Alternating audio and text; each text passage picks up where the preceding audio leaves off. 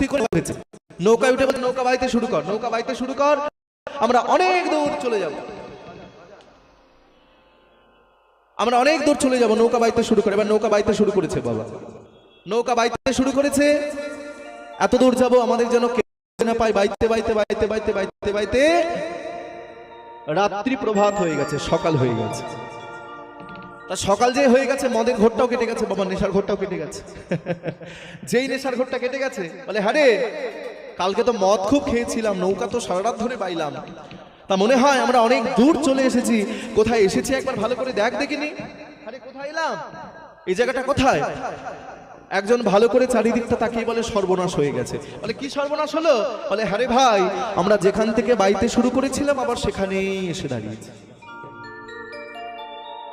যেখান থেকে বাইতে শুরু করেছিলাম আমরা সারা রাত ধরে নৌকা বাইলাম, ভাবলাম অনেক দূর চলে যাব, কিন্তু বাইতে বাইতে আবার সেখানেই এসে দাঁড়িয়েছি। বলে কি সর্বনাশ, সারা রাত ধরে বাওয়াটাই আমাদের বৃথা হয়ে গেল, আবার সেখানে এসে দাঁড়িয়েছি।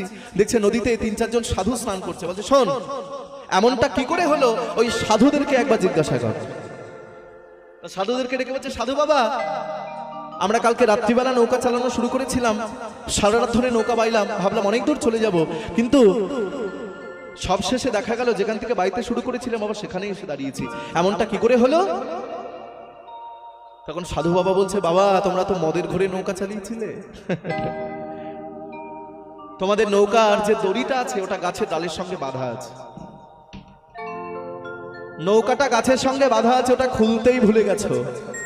সারা রাত তোমরা এক জায়গাতেই নৌকা চালিয়েছো। ভাবতে পারছো মা? সারা রাত এক জায়গায়